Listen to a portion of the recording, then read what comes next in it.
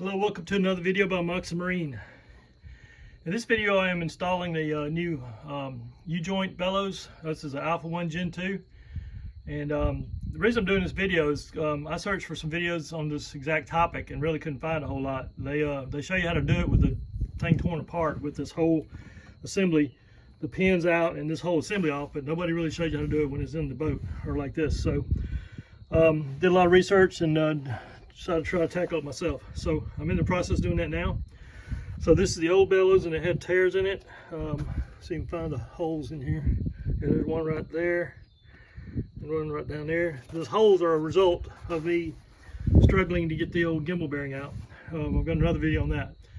So anyway, I pull this old U-joint bellows out and I'm in the process of putting a new one in. So to get it in, you're like, well, how in the world do you get that big bellows through this hole? And you really can't get it through the bottom because the exhaust bellows is in the way, which I'll tell you about that in a minute. So you really can't go in through the bottom. So what I had to do was, there's a ring. These bellows come with this spiral ring inside. The bellows aren't actually concentric spirals. They're, excuse me, concentric accordions. They're in a spiral shape. If you ever follow it, if you wish, it's like threaded. It's like in a corkscrew method. So that's what this ring does. This metal wire stiffens it up, keeps it collapsing on the U-joint when there's water pressure around it. So, but you can't get the bellows in there with that spring in there, that wire, I don't call it spring, wire support. So I pulled that out and it made it a little less rigid, but it was still very difficult to get in there. So as you can see, there's yellow weather strip cement in there. I've just got this in.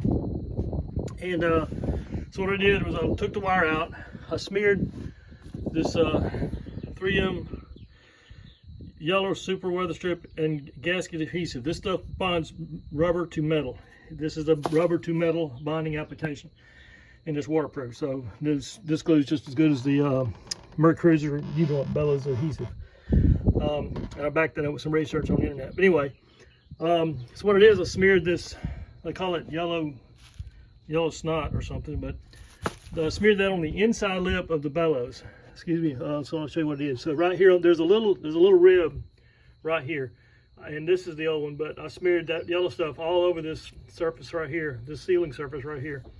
And by the way, this metal prong is on the bottom. The bellows was marked top, and that metal tab is on the bottom.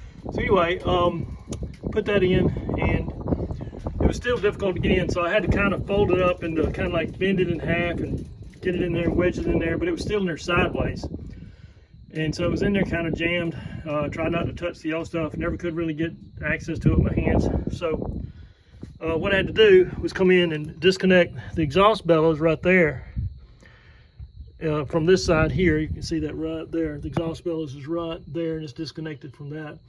And once I got that free, it kind of made this thing easier to tilt up and I could get my hands up in there and spin that bellows around to where it's in the right location. So I'd already pre-placed the, this is the metal clamp that goes with it. You want this what do you call it, tightening clamp or tightening screw at about the 1 o'clock to 2 o'clock position when it's in there. And so I pre-placed this in there on the flange it was going to sit on or be on. Got this in there, and then I moved the clamp over onto the bellows, and then I pushed real hard from inside and was able to work the bellows onto the transom housing. And I pushed it until it finally it popped on, and the rib right here, this rib has a little mating depression on the flange there, and it fell into place. So it kind of went in as far as it would go, and that was as far as it go, and I felt like it was hitting I guess the back side of the bellows is hitting something in there, so it kind of just naturally went on and stopped. And at the same time, the clamp was also in the right location. Let's see if we can see the clamp in here. There's my clamp. You see how the band is right in the groove on the bellows. You can barely see that, but the clamp's right there, and the clamp is in the this groove right here. It's got a natural made groove for the clamp to go in, and that's on. So at this time, I've got the bellows secured. That clamp is now tightened. And what I did is I used a screwdriver, pushed the screwdriver through this hole right here, held the backside of it, By the way, you got to have a flexible nut driver. This is it flexes, so if I push on it, it bends. So that's a 8mm or 5/16 socket on this flexible nut driver. That allows you to get that up in there and on the clamp in there and tighten it up. So the bellows is now secured on the inside, and now I'm going to go ahead and secure it on the out here. And to do that, this is the old ring that came off. I could not get it out without destroying it, so it was glued in, so it was just wasn't coming out unless I just bent the hell out of it and messed it up. So it's gone. So both the bellows and that ring are gone. The bellows came with a new ring, and I left it sitting somewhere. See if we can find it real quick. Here it is. So this is the new ring that came with the new bellows. So once I get the bellows pulled up in, I'm gonna put some the glue in this. There's a groove right here. You can see it. I don't know if you see it real well, but there's a groove right down here in the housing, and it has a there's a band on this bellows that fits down in that groove. And I'm gonna put glue all around that somehow. I guess I'll put it in the, this time instead of putting it on the bellows, I'm gonna put it on the inside the groove and then pull the bellows in place. And if you notice, I've got this thing turned off to the side. It's making a left turn right now, or in a position to make a left turn. So I'm gonna straighten it back out before I do this. The reason I had it sideways so I get access back in here. You need to turn it to the left so you can get access to that tightening screw. But once you get that tight, then you can turn it back straight.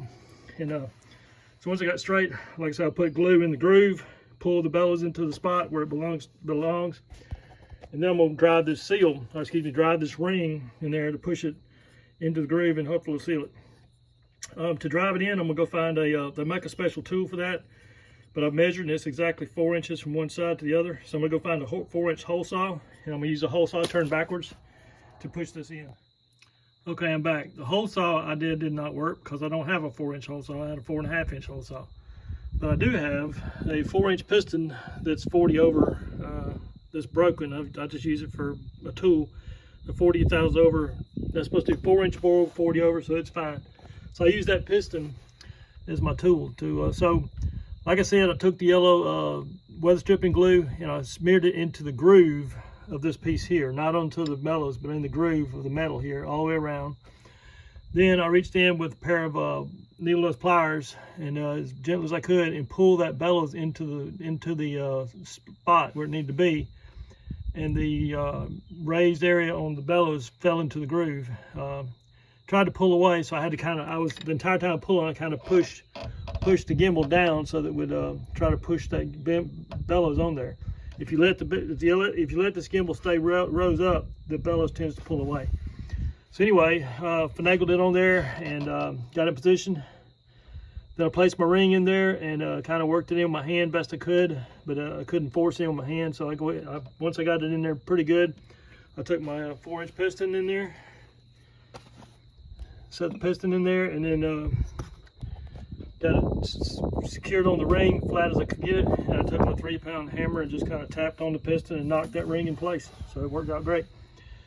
So looks to me like it's all done. The bellows is in, the ring is in place, and I would say the U-joint bellows installation is not a success. So by the way, the kit that I'm using is trying to see if I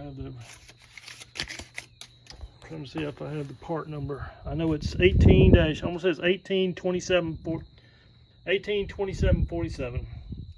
If that's incorrect, I'll correct it in the description. By the way, you should read the description on all my videos. I make updates and corrections and descriptions in any video I post. So it's very important that you read the description of all my videos if you want to get the full information. All right, so I've now got to put the exhaust bellows back on. And by the way, you don't need to use any adhesive bellows on the exhaust bellows on either side. You can if you want to, but there's no need to. The exhaust bellows is submerged in water on the outside, and it's got water on it on the inside, because the exhaust of the boat is underwater. Water comes up in this passage, gets inside your exhaust bellows. So it's when you're sitting still and the boat's in the water, the exhaust bellows fills up water. So it doesn't matter if it's got a leak because it's got water on both sides. So the exhaust bellows is not critical, or I don't ever use adhesive on it for that reason. But so there's a special tool. It's kind of like a pair of scissors with this with one of these on the end of it. But I just took a piece of threaded rod, 1/4 inch threaded rod, put a fender washer on it and some lock nuts, and made my own tool for pulling the exhaust bellows on. So I can reach in there and grab the accordions of the exhaust bellows and pull it in place, and then tighten up the clamp. That's how I do it, and it works fine. So I'm about to do that now and reattach the exhaust bellows, and this bellows project will be done. If I have any more updates, I'll put in the description. This video is just intended to show how to install the Alpha One U-joint bellows, Alpha One Gen 2 U-joint bellows. There's other videos on how to do exhaust bellows and shift bellows, but getting this bellows in with the system assembled is it's kind of tough, but I managed and I got it done. So thanks for watching, and subscribe to my channel if these videos are helpful to you.